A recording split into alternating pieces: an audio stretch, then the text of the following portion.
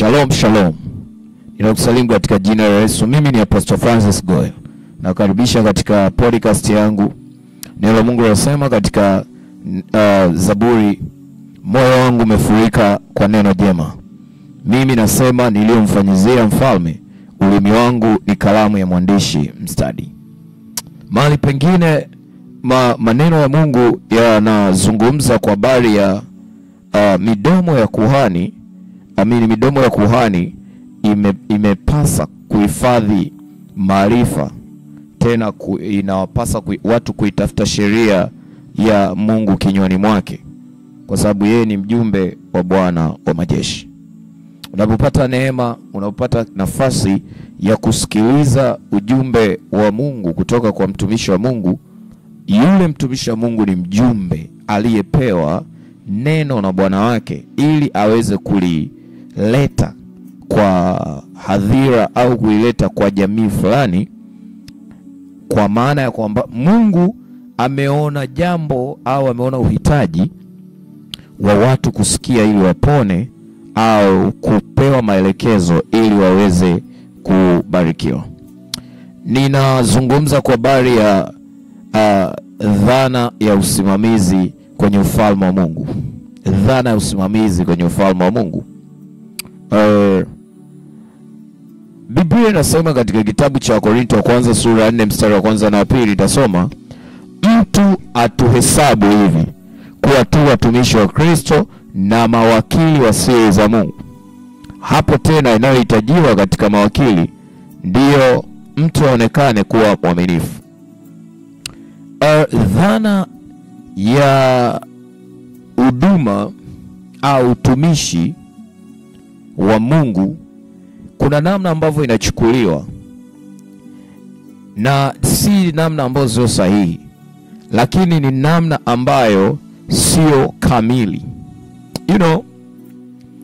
Watu wengi wanahesabu ili mtu awe mtumishi wa Mungu ni lazima awe kwenye ofisi 5 zile ambazo zimetajwa katika Waefeso sura ya 4 na Wakorintho wa kwanza sura ile ya 12. Kisoma Waefeso sura ya 4 mstari ule wa ngapi? Wa 11 nadhani. Anasema, naye aliwatoa wengine kuwa mitume, na wengine kuwa manabii, na wengine kuwa injilisti, na wengine kuwa wachungaji na walimu, kwa kusudi ya kuwakamilisha watakatifu, hata kazi ya huduma itendeke, hata mwili wa Kristo ujengwe. Sasa hili andiko watu wengi wanalisoma katika msingi wa kwamba this is the very hii tunasema very primary sentence, lakini katika msingi wa fundisho la Yesu ambalo mitume tumepewa neema ya kuexplore, ya kupata vile vitu vya ndani.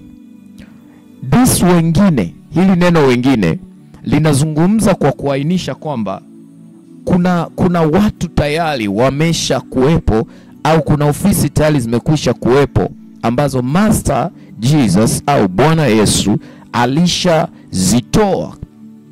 Angalia nikuambie kitu. Warumi sura ya 8 na mstari wa 28, na Mungu anasema, basi nasi twajua ya kuwa katika mambo yote Mungu hufanya kazi pamoja na wale wampendao katika kuwapatia mema, yani wale walioitwa kwa kusudi lake. Maana wale aliowajua tangu asili, aliwachagua tangu asili wafananishwe na mfano wa mwana wake, ili yeye awe mzaliwa wa kwanza miongoni mwa ndugu wengi. Na wale aliowachagua tangu asili, hao akawaita, na wale aliowaita, hao akawahesabia haki, na wale aliowahesabia haki, hao akawatukuza. Now see. Mungu katika mambo yote anafanya kazi. That word kazi, lile neno kazi halijakaa katika namna ya mtazamo wa duniani jinsi ambavyo watu wanaielezea kazi kama kazi, jinsi ambavyo inaelezewa. Anazungumza kwa habari ya katika mambo yote Mungu hufanya kazi. Unaangalia lile neno, anazungumza kwa habari ya cooperate au kushirikiana au kusaidizana. So Mungu hajaweka utumishi wowote kuwa independent. Okay, ngoja nirudie. Mungu hakumuumba mwanadamu kujitegemea. Mungu alimuumba mwanadamu akampa gap au akampa uhitaji fulani au kutoshelezwa fulani ambako kutamuhitaji mwanadamu aweze kumuhitaji Mungu ili wafanye kazi pamoja. Biblia inasema katika kitabu kile cha Wakorinto, nadhani Wakorinto wa pili sura ile ya 3 na mstari ule wa 6, anasema mstari wa 5 na 6, anasema si kwamba twatosha sisi wenyewe kufikiri neno lolote kwamba ni letu wenyewe, bali utoshelevu wetu watoka kwa Mungu, naye ndiye aliyetutosheleza kuwa wahudumu wa agano jipya, si wa andiko bali wa roho, kwa maana andiko huwa bali roho huishi. Katika agano jipya, in a new covenant working style, Mungu hatumi mtu peke yake. Anataka kufanya kazi pamoja na watu wake. So mtu yeyote ambaye anasema yeye ni mtumishi wa Mungu hatakiwi kumtumikia Mungu katika dhana ya kwamba Mungu amempa ajira, amempa kazi fulani aende kujitegemea. God needs to cooperate with his servant. Always Mungu anataka kufanya kazi pamoja na. Ndio maana mara nyingi huduma nyingi zinakufa au zinadumaa au zinaharibika kwa sababu watu wengi wameacha kutumika pamoja na Mungu. Biblia inasema katika kitabu kile cha Mathayo ile sura ya 28, Yesu anawaambia, basi enendeni mkawafanye mataifa yote kuwa wanafunzi, mkiwabatiza kwa jina la Baba na Mwana na Roho Mtakatifu, na kuwafundisha kuyashika yote niliyoamuru ninyi, na tazama mimi nipo pamoja nanyi siku zote hata ukamilifu wa dahari. Now see, Yesu anaondoka duniani. Kuna haja gani tena ya kusema yuko pamoja? Sasa, and I am with you always, even unto the end of the world. Hata mwisho wa dunia nitakuwa pamoja na nyinyi. Kwa nini anawapa assurance au anawapa ahadi ya namna hii? There is no ministry, there is no servanthood in the kingdom. There is no such a thing. There is no such a thing kinachoitwa utumishi ama huduma kama hakuna ushirika kati ya mhudumu na bwana wake. Kwenye ufalme wa Mungu, dhana ya utumishi ni ushirikiano kati ya bwana na mtumishi wake.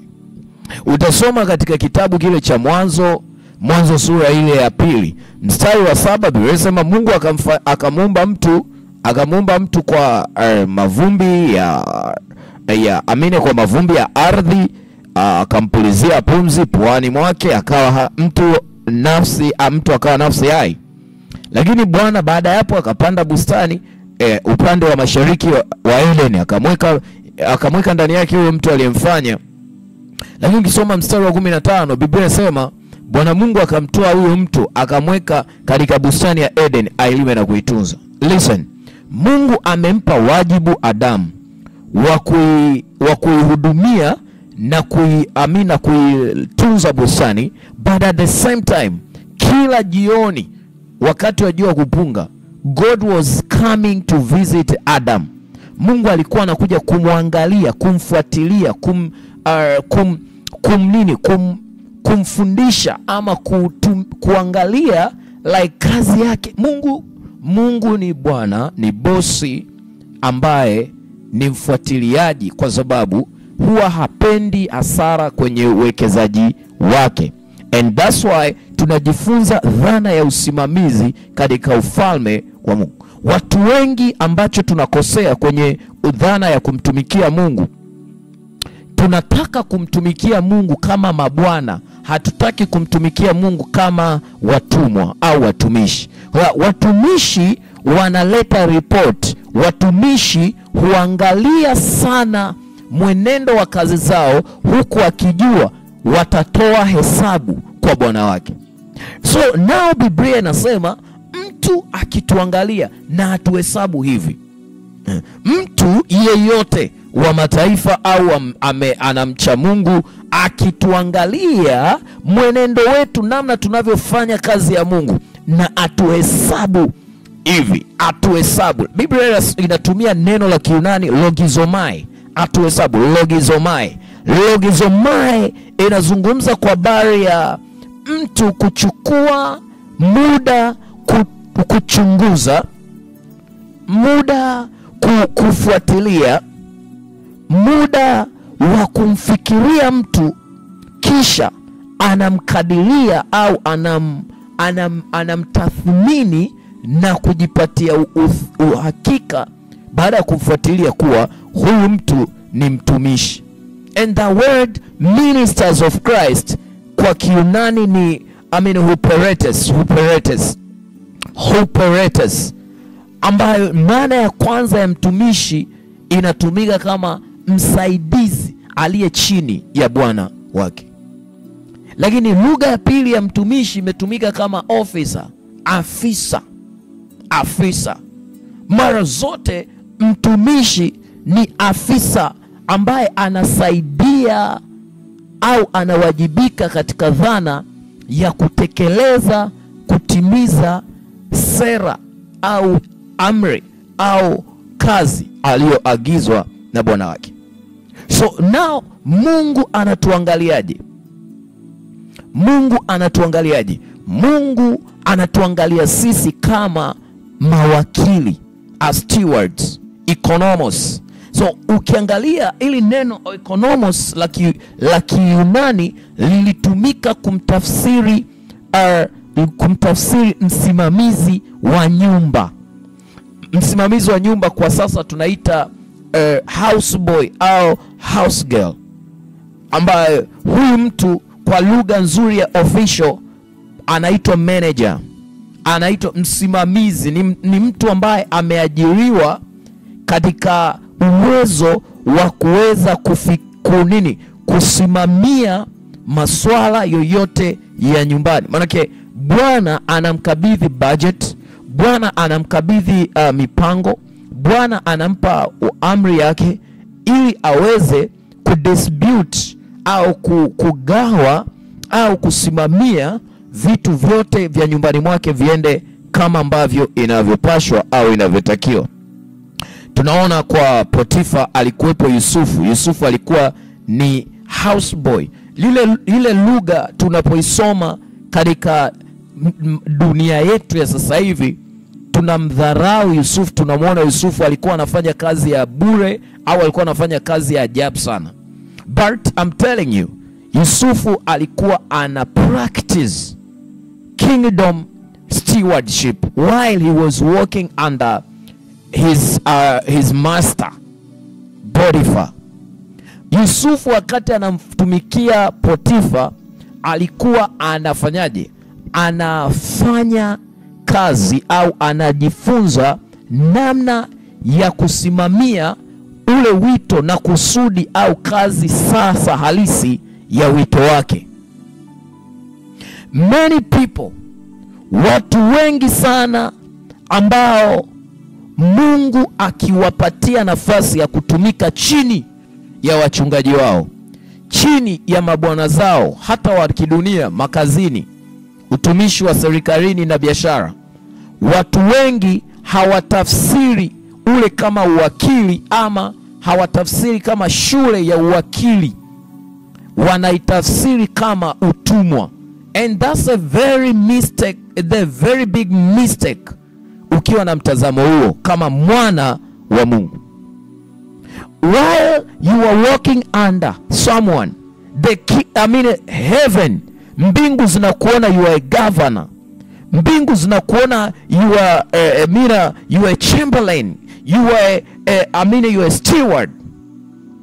Steward of the purpose, divine purpose. Mahali popote pale ambapo Mungu amekuweka, whether kwenye ndoa, wewe ni mke, wewe ni mume, wewe ni mtoto, nafasi ambayo Mungu amekuruhusu uanze nayo, anaamini kabisa ni nafasi nzuri ya kukufundisha na kukuprove na kukukosoa na kukujenga mpaka ukamilike kuwa a true and a complete steward for his kingdom. So mtu na tuhesabu kwa si watumishi. Leo sizungumzii dhana ya utumishi kwa sababu ni pana sana. Nazungumzia dhana ya uwakili wa siri za Mungu. Siri za Mungu ni nini? Kwa Kiunani ni mysterion. Mysterion, it means idea of silence, ukimya. Kitu ambacho Mungu hajakianzilisha au hajakisema au hajakiweka wazi. Amenyamaza, but he is planning. He is planning to reveal such a secret or that idea to his stewards. Mungu anaachilia siri zake kwa mawakili, kwa wasimamizi wake, ili waweze kufanyaje? Waweze kusimamia. So it is a big mistake. It is a big mistake. Ni hatari kubwa sana. Narudia tena. Ni hatari kubwa sana. Leo ninataka tuangalie kitu kimoja. Embu tukisoma Biblia katika kitabu kile cha Luka sura ile ya 12. Luka sura ya 12 mstari wa 42. Biblia inasema 41. Masadelego za paradike daradi. Nitasoma. Petro akamwambia, Bwana, mithali hiyo umetuambia sisi tu au watu wote pia? Bwana akasema, ni nani basi aliye wakili mwaminifu mwenye busara, ambaye bwana wake atamweka juu ya utumishi wake wote, awape watu posho kwa wakati wake? Heri mtumwa yule ambaye bwana wake ajapo atamkuta anafanya hivyo. Kweli nawaambia, atamweka juu ya vitu vyote.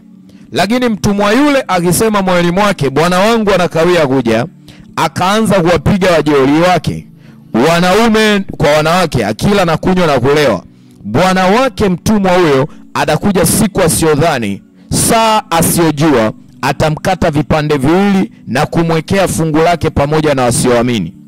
Na mtumwa yule aliyejua mapenzi ya Bwana asijiweke tayari wala kuyatenda mapenzi yake, atapigwa sana.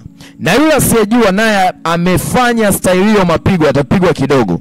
Na kila aliyepewa vingi, kwake huyo vitatakwa vingi, naye waliyemwekea amana vitu vingi, kwake huyo atataka na zaidi. Ngoja uone dhana ya uwakili mwaminifu.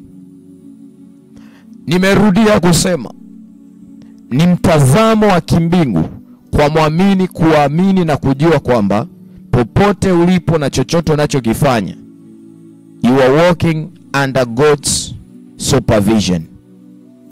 Upo chini ya uangalizi wa Mungu, na Mungu akuhesabu kama mtumishi wa umma au wa serikali. Mungu anakuhesabu kama mtumishi wake, na anakuhesabu kama wakili aliyekupa hiyo nafasi. Sasa utumike unavyotumika, while ukiwa na akili njema ya kwamba wewe ni mtumishi wa Mungu. Sasa Mungu anapokubariki fedha, Mungu anapokubariki kazi, Mungu anapokubariki ndoa, ajira, biashara, usije ukawa na mtazamo huu kwamba it is mine, it is my business, it is my what, It is mine. Watu wengi wana mtazamo wa ubinafsi na umimi. Cha Mungu wanakitaka, ila cha kwao hawataki kumshirikisha Mungu. And that is a very big problem ambayo inawakumba watu wengi. Ndio maana Wakristo wengi hawapati maongezeko, hawapati baraka. Kwa sababu gani? Mungu akiwabariki wanamiliki baraka as if ni mali yao. Biblia inazungumza kwa habari ya wakili mwaminifu mwenye busara ambaye Bwana akimweka juu ya utumishi wake wote. Kwa mfano, ngoja tuangalie uwakili wa Adamu. Mungu alipomuumba Adamu, Biblia inasema tangu mwanzo, divine purpose ya Adam, Mwanzo sura ya kwanza mstari wa 26, Biblia inasema Mungu akasema, na tumfanye mtu kwa mfano wetu, kwa sura yetu, wakatawale samaki wa baharini na ndege wa angani na wanyama wa nchi yote pia, na kila chenye kutambaa kitambacho juu ya nchi. Alafu angalia Zaburi sura ya 8 mstari wa 4. Anasema mtu ni kitu gani hata mkumbuke, na binadamu hata mwangalie? Umemfanya mdogo punde kuliko Mungu, umemvika taji ya utukufu na heshima. Umemtawaza juu ya kazi za mikono yako, umevitia vitu vyote chini ya miguu yake. Listen, kondoo na ng'ombe wote pia, naam, wanyama wa kondeni, ndege wa angani na samaki wa baharini, na kila kipitacho njia za baharini. So now unaona Adam alipewa kazi, alipewa kusudi la kufanyaje? La kuoversee, la kufanyaje? La kusimamia, la kufanyaje? La kuangalia kazi yote ya uumbaji iliyokuwepo duniani. He was a watchman while he was a steward. Alikuwa ni wakili wa siri, alikuwa ni wakili wa ufalme wa Mungu. So Adam, Mungu alikuwa sio kazi yake kujua wanyama wanaendeleaje. Alikuwa anamuuliza Adam, alikuwa anamwangalia Adam kwa karibu. That's why nikasema Mungu anafanya kazi pamoja na ana cooperate na wewe, lakini wewe ndo anakutanguliza mbele. Unapokuwa mtumishi wa Mungu kwenye eneo lolote la maisha, mind you, God is watching you and God is supervising. Yuko na wewe hatua kwa hatua. So usifanye vitu kana kwamba Mungu hayupo. Usitumike kana kwamba Mungu hayupo. Watu wengi wanahisi kumtumikia Mungu kwa mali zao ni kumsaidia mchungaji. And utakuta they want a man of God sometimes to beg from them. Oh, you know, nina shida sana, ninahitaji but remember this, my dear brother and sister. Kwa macho yako utaona umefanya kitu kizuri kutoa ulichotoa, lakini Mungu ataangalia utoaji wako sawasawa na uwekezaji aliyoweka kwako. Mungu amesema mwenyewe, kwa yeye aliye na vingi atadaiwa vingi. Angalia Luka sura ile ya 12. Sio mimi. Biblia inasema ya kwamba inasema ya kwamba na kwake huyo, na kila aliyepewa vingi kwake huyo vitatakwa vingi. Vitatakwa vingi. Anazungumza kwa habari ya uwekezaji. Wewe ni mfanyabiashara, wewe ni mfanyakazi, wewe ni nani, wewe ni nani? Mungu kwako atataka vingi, kwa sababu Mungu anaamini katika uwekezaji na uwezeshaji. Mungu anaamini katika uwekezaji na uwezeshaji. Angalia kwenye kitabu kile cha Luka sura ya 19. Huenda leo tukaishia hapo, tutaendelea. Luka 19, neno la Mungu linasema kuanzia mstari wa 11. Waliposikia hayo aliongeza kusema mfano, kwa sababu alikuwa karibu na Yerusalemu, na wao walidhani ya kuwa ufalme wa Mungu utaonekana mara. Basi akasema, mtu mmoja Kabaila alisafiri kwenda nchi ya mbali ili ajipatie ufalme na kurudi. Akawaita watu 10 katika watumwa wake, akawapa mafungu 10 ya fedha, akawaambia, fanyeni biashara hata nitakapokuja. Jambo la kwanza analishike, fanyeni biashara hata nitakapokuja. Occupy until I come. Do business until I come. Hilo ni agizo, fanyeni biashara. Save me until I come. Nitumikieni mpaka nitakapokuja. Lakini watu wa mji wake walimchukia, wakatuma wajumbe kumfuata na kusema, tumtaki huyu atutawale. Aliporudi ameupata ufalme wake, aliamuru waito wale watumwa aliowapa fedha ili ajue faida aliyopata kila mtu kwa biashara yake. So in the kingdom of God, katika ufalme wa Mungu, kila mtu amna biashara yake ya kufanya. Hakuna muamini asiye na kazi ya kufanya kwenye ufalme wa Mungu. Hakuna muamini ambaye ni jobless, muamini ambaye hana kitu cha kufanya. Akaja wa kwanza akasema, Bwana, fungu lako limeleta faida ya mafungu 10. Akamwambia, vema mtumwa mwema, kwa vile ulivyokuwa mwaminifu katika neno lililodogo, uwe na mamlaka juu ya miji 10. You see now? So thawabu ya mtumwa mwaminifu inasemwa, mwenye kuzalisha mafungu 10 anaambiwa uwe na mamlaka juu ya miji 10. Akamwambia, akaja wa pili akasema, Bwana, fungu lako limeleta mafungu 5 faida. Akamwambia, unayo wewe, uwe juu ya miji 5. Akaja mwingine akasema, Bwana, hili ndio fungu lako ambalo niliweka akiba katika leso, kwa maana nilikuogopa, kwa kuwa mtu mgumu, waondoa usichoweka, wavuna usichopanda. Akamwambia, nitakuhukumu kwa kinywa chako, mtumwa mwovu wewe. Ulinijua kuwa ni mtu mgumu, niondoaye nisichoweka na kuvuna nisichopanda. Basi mbona ukuiweka fedha yangu kwa watoao riba, ili nijapo niipate pamoja na faida yake? 24. Akawaambia waliosimama karibu, mnyang'anyeni hilo fungu mkampe yule mwenye mafungu 10. Wakamwambia, Bwana ana mafungu 10. Nawaambia, kila aliye na kitu atapewa, bali yule asiye na kitu atanyang'anywa hata alichonacho. Tena wale adui zangu wasiotaka ni watawale, waleteni hapa mwachinje mbele yangu. Naomba tulinganisha maandiko. Tusome na Mathayo. Mathayo ameongeaje hii habari? Mathayo sura ile ya 20 na Mathayo 20 na ngapi? 25 mstari wa 14. Maana ni mfano wa mtu atakaye kusafiri, aliwaita watumwa wake, akaweka kwao mali zake, akampa mmoja talanta 5, na mmoja talanta 2, na mmoja talanta 1, kila mtu kwa kadiri ya uwezo wake. Zingatia, kule kuna agizo, fanyeni kazi au fanyeni biashara hata nijapo. Huku kwa Mathayo, Lawi, neno lilotumika ni kila mtu kwa kadiri ya uwezo wake.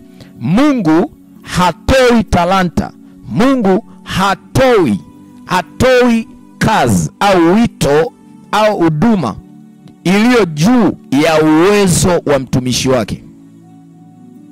Ndio maana Biblia inasema kwa kadiri ya nguvu itendao kazi ndani yenu. Manake if you want God to trust you, unataka Mungu akuamini zaidi, unatakiwa uongezeke nguvu zaidi. Unatakiwa uwe energetic, unatakiwa uwekeze. Ndio maana kwenye ulimwengu wa roho, swala linalomfanya huyu azidi kuaminika ni namna ambavyo anakuwa zaidi siku kwa siku. So angalia, Biblia inasema akampa talanta, saa kila mtu kwa kadiri ya uwezo wake, kisha akasafiri. Mara yule aliyepokea talanta 5 akaenda akafanya biashara nazo, akachuma faida talanta nyingine 5. Vile vile yule mwenye 2 na haya akaja akachuma talanta nyingine 2. Lakini yule aliyepokea 1 alikwenda akafukua chini, akaificha fedha ya bwana wake. Baada ya siku nyingi akaja bwana wa watumwa wale, akafanya hesabu nao. Nimesema mwanzoni, mtu na tuhesabu hivi, atuhesabu hivi kuwa sisi tu watumishi wa Kristo na mawakili wa siri za Mungu. Baada ya siku nyingi akaja bwana wa watumwa wale, akafanya hesabu nao, Akaja yule aliyepokea talanta 5 akaleta talanta nyingine 5, akasema Bwana, uliweka kwangu talanta 5. Tazama talanta nyingine 5 nilizopata faida. Bwana wake akamwambia, vema mtumwa mwema na mwaminifu. Ulikuwa mwaminifu kwa machache, nitakuweka juu ya mengi, ingia katika furaha ya Bwana wako. Huku kuna thawabu ya furaha ya Bwana. Kuna thawabu, nitazungumza kwenye kipindi kinachokuja na vinavyoendelea. Akaja yule aliyepokea talanta 2, akamwambia, akasema Bwana, uliweka kwangu talanta 2, tazama talanta nyingine 2 nilizopata. Bwana wake akamwambia, vema mtumwa mwema na mwaminifu. Ulikuwa mwaminifu kwa machache, nitakuweka juu ya mengi, ingia katika furaha ya Bwana wako. Akaja yule aliyepokea talanta 1, akasema Bwana, nalitambua kuwa wewe mgumu, wavuna usipopanda, wakusanya usipotawanya. Basi nikaogopa, nikaenda nikaificha talanta yako katika ardhi. Tazama unayo iliyo yako. Bwana wake akajibu akamwambia, wewe mtumwa mbaya na mlegevu, ulijua ya kuwa mnavuna nisichopanda na kusanya nisipotawanya. Basi likupasa kuiweka fedha yangu kwa watoa riba, nami nikija ningalipata iliyo yangu na faida yake. Basi mnyang'anyeni talanta hiyo, mpeni yule aliye nazo talanta 10. Kwa maana kila mwenye kitu atapewa na kuongezewa tele, lakini asiye na kitu, hata kila alichonacho atanyang'anywa. Na mtumwa yule asiyefaa mtupeni mbali katika giza la nje, ndiko kutakakuwa kilio na kusaga meno. Yesu alikuwa anazungumza mfano wa talanta, lakini akimaanisha thawabu zitakavyokuwa zinatolewa siku ya mwisho. Yesu Yesu alipokuja, alikuja kama mwokozi wa ulimwengu. Lakini siku ya kurudi kwa mwana wa Adamu, atarudi kama mfalme. Atarudi kama mfalme kuja kuhukumu. Na watu wote tunajua hukumu iliyopo kubwa ni hukumu ya ulimwengu. But I'm telling you, hukumu ya kwanza ambayo Yesu anayo ni hukumu ya kanisa lake. Ni hukumu ya watumishi wake. Yesu atakaa na kanisa lake kama Bwana na mfalme ili kufanya nao hesabu. Atafanya hesabu na sisi sote. Leo hii mwanangu, unaweza kujiona wewe sio mchungaji, sio mhubiri, sio nabii, sio mwinjilisti, sio mwalimu. But I'm telling you, you are a servant of God katika eneo lilopo. Unafanya nini na kazi ambayo Mungu amekupa kwa ajili ya ufalme wake? Unafanya nini na ndoa uliopewa na Mungu? Unafanya nini na mke na mume uliopewa na Mungu? Unafanya nini na hicho ulichonacho mkononi, katika uchache au katika wingi wake? Biblia inasema aliyepewa vingi kwake vingi vitadaiwa, na asiye nacho hata kile kidogo atanyang'anywa. Ni maombi yangu kupitia mafundisho haya utambue nafasi yako ya utumishi na nafasi yako ya uwakili kwenye ufalme wa Mungu, ili usije ukahukumiwa vibaya kama yule mtumwa mlegevu na mtumwa asiyefaa. Mungu akusaidie, Mungu anisaidie na mimi nifanye zamu yangu kwa uaminifu na sio kwa ulegevu. Na wewe pia ufanye kwa uaminifu na ufanye si kwa ulegevu, kwa sababu mwisho kote wote tutakuwa na thawabu. Tutakuwa na thawabu kulingana na kazi, sio kulingana na huruma za Mungu. Na Mungu akubariki. Thank you for listening. This is Apostle Francis Goel.